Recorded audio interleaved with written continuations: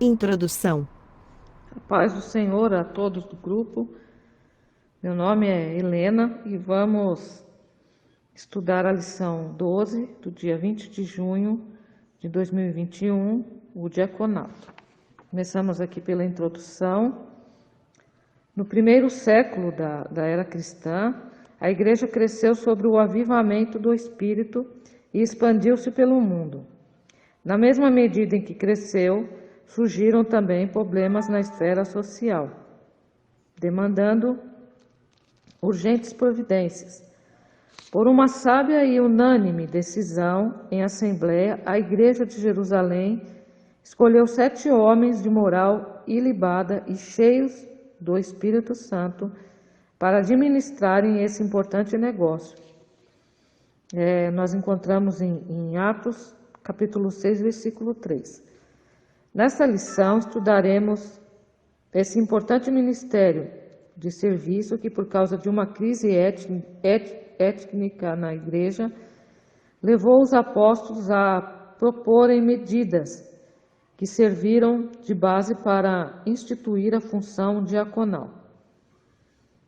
Está até hoje, faz parte do ministério ordenado pelas igrejas cristãs. Tópico 1. A diaconia de Jesus Cristo. Subtópico 1. Significado do termo. Diaconel, grego, significa servir.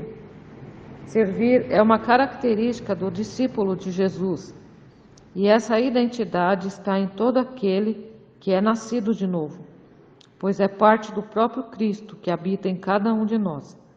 O serviço não pode ser atribuído a apenas um grupo específico de servos. Nenhum discípulo deve se eximir do seu próprio serviço à igreja pelo fato de existir. A vida inteira de Jesus aqui na terra demonstrou o verdadeiro sentido da diaconia em todos os seus aspectos. Na realidade, seu ministério terreno evidenciou o quanto ele foi apóstolo da nossa confissão, profeta, evangelista, pastor, mas principalmente diácono por excelência. O apóstolo Paulo diz que Jesus, sendo em forma de Deus, não teve por usurpação ser igual a Deus, mas aniquilou-se a si mesmo, tomando a forma de servo, fazendo-se semelhante aos homens. Segundo a Bíblia,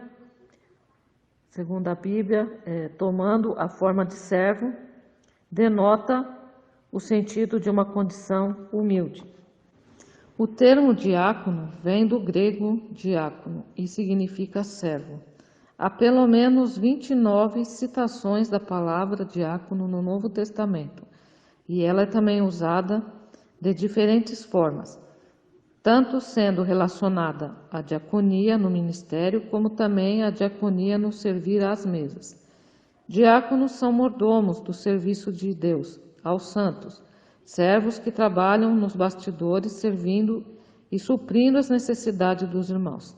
Servem às diversas mesas na igreja, ou seja, nas diversas áreas de necessidades dos irmãos, em especial os irmãos pobres e eventuais necessitados, assim como no ministério. Subtópico 2. Serviço de escravo. Na véspera da sua crucificação, o Senhor Jesus reuniu seus 12 discípulos para comer a última ceia. Tomando uma toalha e uma bacia com água, ele começou a lavar os pés dos discípulos, um a um.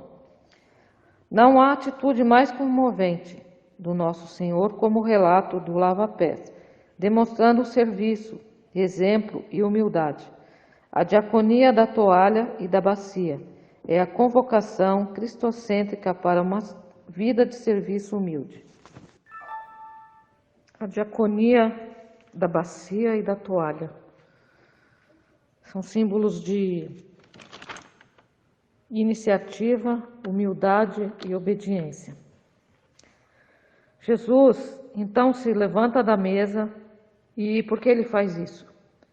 Porque consegue enxergar aquilo que ninguém havia enxergado. Pés empoeirados, cansados, sujos, e precisavam serem lavados Não há serviço sem iniciativa, pois a iniciativa nos leva a enxergar as necessidades das pessoas que estão ao nosso redor. Nos leva a ouvir os gritos dos esquecidos deste mundo. Se você vê um irmão em necessidade e tem recursos para ajudá-lo, mas vira as costas e não faz nada, o que acontece com o amor de Deus? Desaparece, e é você que faz esse amor desaparecer. 1 João, capítulo 3, versículo 17. O serviço cristão é um convite para nos levantarmos da nossa zona de conforto, da inércia espiritual que está sobre nossos ombros e enxergarmos que há muita gente precisando da nossa ajuda. Tiago nos adverte dizendo o seguinte: meus irmãos, que adianta dizer que tem fé se ela não vier acompanhada de ações? Tiago, capítulo 2, versículo 14. A revolução da bacia e da toalha nos ensina que o serviço cristão exige iniciativa, o serviço cristão exige humildade e o serviço cristão exige obediência. Tópico 2. Tópico 2. A instituição dos diáconos. O conceito da função. A palavra diácono, segundo o dicionário Vini, refere-se àquele que presta trabalhos voluntários, aludindo aos exemplos dos criados domésticos dos tempos do Novo Testamento. O termo destaca, em especial, a função de um mestre ou de um pastor cristão, entrelaçando o sentido técnico do diácono ou diaconisa. Outras palavras gregas relacionadas a diácono é doulos, e esta refere-se a um servo ou um escravo. Portanto, a ideia preponderante que a função do diácono remonta é a do serviço voluntário prestado pelo ministro, o servo ou assistente para alguém. Subtópico 2. Origem do diaconato. A bênção, problema e reivindicação são palavras-chave para o advento do ministério formal dos diáconos em um Novo Testamento. A bênção foi o extraordinário crescimento da igreja local em Jerusalém. A questão étnica causada pela situação social de muitos que aceitavam a fé, especialmente envolvendo viúvas, judias de fala hebraica e as de fala grega, era o problema. A reivindicação pode ser vista na manifestação verbal dessas viúvas que, sentindo-se injustiçadas pelo que elas interpretaram ser uma forma de discriminação dos líderes da Igreja de Jerusalém, cobraram sua assistência. Subtópico 3. A escolha dos diáconos. Para desenvolver o serviço diaconal é necessário ser conduzido pelo Espírito Santo. Percebemos isso quando os apóstolos reconhecem a necessidade do serviço junto à igreja de homens e distingui-los entre os irmãos.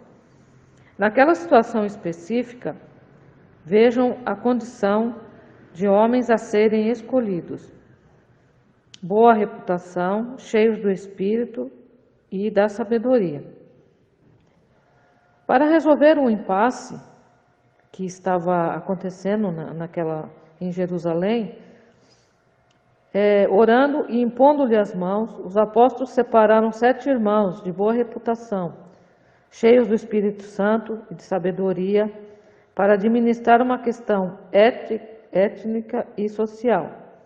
Foi uma decisão de caráter pacificador e de muito bom senso para a igreja não se perder em permanentes desentendimentos.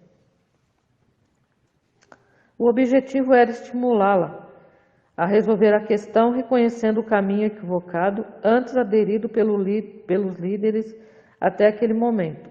Assim, eles puderam executar as mudanças necessárias e resolver uma questão que poderia trazer sérios problemas para a Igreja de Jerusalém. Tópico 3. A única passagem que menciona as qualificações para os diáconos é 1 Timóteo,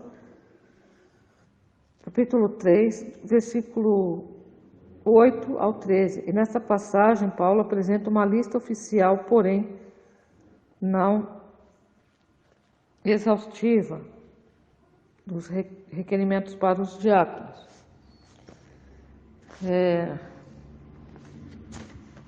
Caráter moral. Os diáconos devem ser pessoas honradas, dignas, corretas e íntegras. Não pode haver língua dobre neles, isto é, a sua palavra deve ser sim, sim e não, não. A ganância por dinheiro tem que passar longe da sua vida, pois sua função é exatamente a de executar trabalhos administrativos da igreja local, como auxiliar nas tarefas do culto e acompanhar as viúvas e os pobres da igreja do Senhor. Caráter espiritual. Ter a plena convicção do que é crer e crer no Evangelho. O diácono guarda a revelação de Deus que está em Cristo Jesus, o nosso Senhor. E por isso a liderança e a igreja local devem avaliar o candidato ao diaconato, levando em conta o seu caráter moral e espiritual. O caráter familiar. O candidato deve ser marido de uma mulher, fiel à sua esposa e bom pai. A exemplo dos bispos, os diáconos devem ser zelosos com o seu lar, amar as suas esposas com amor sacrificial, devem respeitar os seus filhos para obterem deles o mesmo respeito. O serviço do diácono, a sua família, revelará como ele servirá a igreja local. Subtópico 2. A função dos diáconos em Atos. Quando foram instituídos diáconos, 7 homens de fala grega foram separados para assistir socialmente às viúvas, tanto as de fala hebraica como as de fala grega. Os diáconos não podiam permitir que houvesse injustiças de caráter social na igreja do primeiro século, e a função do diaconato era fundamentalmente de caráter social. Subtópico 3. A função dos diáconos hoje. Atualmente, a função primordial dos diáconos é auxiliar a igreja local através das orientações do seu pastor em atividades ligadas a visitar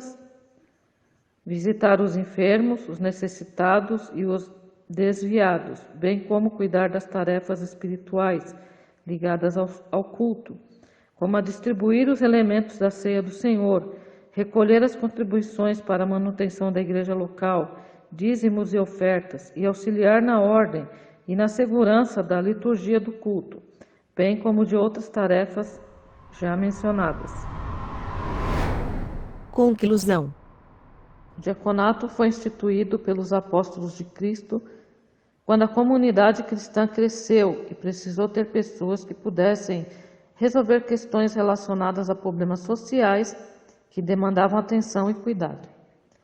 Hoje, os diáconos servem à igreja e a Deus em trabalhos diferentes, e a liderança das igrejas locais devem valorizar o seu trabalho e reconhecê-los como excelentes servidores do reino de Deus, pois no sentido lato, somos todos diáconos na igreja de Deus. Amém.